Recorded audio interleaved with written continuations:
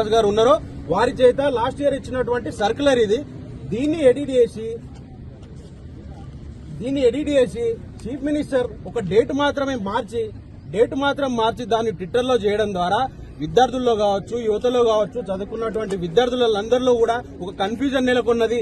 ఈ ప్రభుత్వం చేతగాని ఒక అసమర్థతను ఈ రోజు ఉస్మానియా యూనివర్సిటీ మీద రాజకీయంగా వాడుకుంటున్నదే తప్ప ఉస్మానియా యూనివర్సిటీలో మరి కరెంటు కోత ఎందుకు వచ్చింది, నీటి కొరత ఎందుకు ఏర్పడ్డది అనే దాని మీద చర్చించకుండా నీవు రాజకీయాలు చేసుకుంటా ఈరోజు పార్లమెంట్ ఎలక్షన్ లో పార్లమెంటు కాన్స్టిట్యూన్సీలు తిరుగుకుంటా ప్రచారం చేయడానికి సమయం ఉన్నది. కానీ ఉస్మానియా యూనివర్సిటీలో ఈ రోజు ఒక ఉస్మానియా యూనివర్సిటీకి ఇంత సమస్య వస్తే రాష్ట్రంలో ఉన్నటువంటి ప్రభుత్వ విద్యా సంస్థల పరిస్థితి ఏంది, ప్రభుత్వ యూనివర్సిటీల పరిస్థితి ఏందనేసి ఈ విధంగా ఆలోచించకుండా ఆ సమస్య ఎందుకు వస్తున్నదనేసి ఆలోచన చేయకుండా కేవలం ఉస్మానియా యూనివర్సిటీ ఈ అంశాన్ని రాజకీయంగా వాడుకోవడం తప్ప నువ్వు ఈ సమస్యలు ఎందుకు వస్తున్నాయనేసి ఒక పరిష్కార మార్గాన్ని నువ్వు ఎందుకు చూపట్లేదు. ఈ రోజు ఉస్మానియా యూనివర్సిటీలో సమస్యలు ఎన్నో ఉన్నాయి. నీకు చిత్తశుద్ది గనక ఉంటే గత 10-12 ఏళ్లుగా ఉస్మానియా యూనివర్సిటీకి ఒక 11 కోట్ల మెస్ బకాయిలు ఉన్నాయి. వాటిని తక్షణమే రిలీజ్ చేసి విద్యార్థులకు ఉచితంగా మెస్ సౌకర్యం కల్పించగలవా? నీకు చిత్తశుద్ది గనక ఉంటే, నీకు బాధ్యత గనక ఉంటే ఉస్మానియా యూనివర్సిటీలో ఉన్నటువంటి డిపార్ట్మెంట్ లో ఏ ఒక్క డిపార్ట్మెంట్ లో కూడా ఈ రోజు కూడా ఒక వైట్ పేపర్ లేదనేసి నీకు తెలుసా? అసలు నీ మానిటరింగ్ ఉన్నదా? ఈ ప్రభుత్వానికి విద్యా వ్యవస్థ మీద అవగాహన లేదు. ఈ ప్రభుత్వంలో విద్యాశాఖకు ఒక రివ్యూ అనేది లేదు.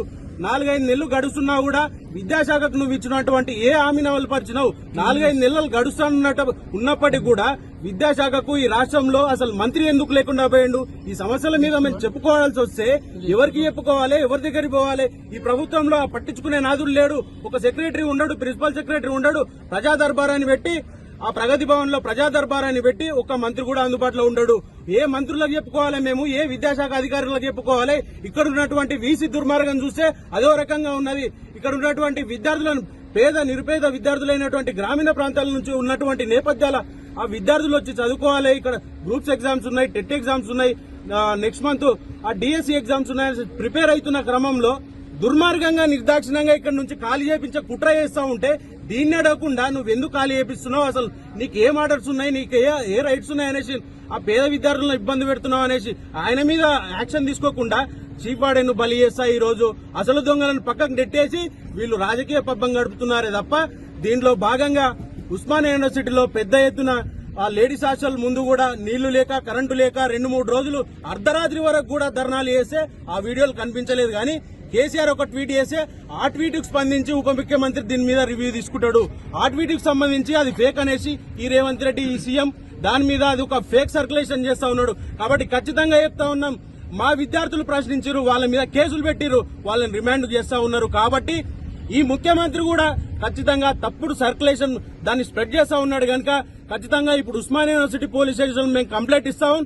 చట్టబద్దంగా ముఖ్యమంత్రి రేవంత్ రెడ్డి మీద ఖచ్చితంగా చర్యలు తీసుకోకపోతే భారీ పరిణామాలు ఈ రాష్ట్రం చూస్తుంది. ఉస్మానియా యూనివర్సిటీలో నెలకొన్నటువంటి సమస్యల మీద రాష్ట్ర వ్యాప్తంగా చర్చ జరుగుతున్న సందర్భంలో ఇక్కడ ఉన్నటువంటి చీఫ్ వార్డెన్, ఉస్మానియా యూనివర్సిటీ అధికారులు కావచ్చు ఒక సర్క్యులర్ రిలీజ్ చేసిన క్రమంలో విద్యార్థులకు కాంపిటేటివ్ ఎగ్జామ్స్ ఉన్నాయి, గ్రూప్స్ గానీ టెట్ డిఎస్సీ ఉన్న క్రమంలో బీఆర్ఎస్ పార్టీ అధినేత కేసీఆర్ గారు స్పందించడంతోనే బీఆర్ఎస్ పార్టీ విద్యార్థి విభాగం నాయకులుగా మేమంతా కూడా పోరాడి ఈ యొక్క నిర్ణయాన్ని వెనక్కి తీసుకొని దాన్ని విడ్రా చేసుకుని మళ్ళా యూనివర్సిటీలో ఉన్నటువంటి హాస్టళ్లు, మెస్లు కంటిన్యూ అయ్యే విధంగా ఆ నిర్ణయం రావడానికి తోడ్పడినటువంటి విద్యార్థి విభాగం నాయకులందరికీ ధన్యవాదాలు తెలియజేసుకుంటూ ఖచ్చితంగా ఇది ముమ్మాటికి బీఆర్ఎస్ పార్టీ యొక్క విజయం. ఉస్మానియా యూనివర్సిటీలో విద్యార్థులే కాకుండా రాష్ట్ర వ్యాప్తంగా ఉన్నటువంటి విద్యార్థులకు, నిరుద్యోగులకు, యువతకు వారి యొక్క ప్రయోజనాల కోసం పోరాడాల్సి వస్తే అది ఖచ్చితంగా కేసీఆర్ గారి నాయకత్వంలో బీఆర్ఎస్ విద్యార్థి విభాగం పనిచేస్తున్నదనేసి తెలియజేస్తూ ఈ సర్కులర్ ఏదైతే ఉన్నదో దాని మీద నడుస్తున్నటువంటి చర్చ క్రమంలో గౌరవ ముఖ్యమంత్రి రేవంత్ రెడ్డి గారు బాధ్యతాయుతమైనటువంటి పదవిలో ఉంటూ వారు ఖచ్చితంగా దాన్ని ఎడిట్ చేసి ఆ లాస్ట్ ఇయర్ ఉన్నటువంటి సర్క్యులర్ ను ఈసారి రిలీజ్ చేసినటువంటి సర్క్యులర్ ని ఎడిట్ చేసి దాన్ని ఒక అసత్య ప్రచారాలకి ఈరోజు ప్రచారం చేసుకుంటూ విద్యార్థులను, యువతను కూడా తప్పుదో పట్టిస్తున్నటువంటి దుస్థితి ఈ రాష్ట్రంలో ఉన్నది. ఆ వాటిని ప్రశ్నించినందుకు మా విద్యార్థి నాయకుల మీద కేసులు పెట్టి ఈరోజు జైలుకు పంపుతున్నటువంటి దుర్మార్గం ఈ రాష్ట్రంలో నెలకొన్నది. మిస్టర్ రేవంత్ రెడ్డి, ఈ రాష్ట్రంలో ప్రజాపాలన అన్నావు, ప్రజాస్వామ్యం అన్నావు, ప్రజాపాలనలో విద్యార్థుల మీద కేసులు అయితాయా? ప్రశ్నిస్తే కేసులు పెడతారా అనేసి ప్రశ్నిస్తా ఉన్నాం. మరి అంతేకాకుండా గతంలో ఉన్నటువంటి చీఫ్ వార్డెన్, ఇదే చీఫ్ వార్డెన్ గారు లాస్ట్ ఇయర్ ఇచ్చినటువంటి లాస్ట్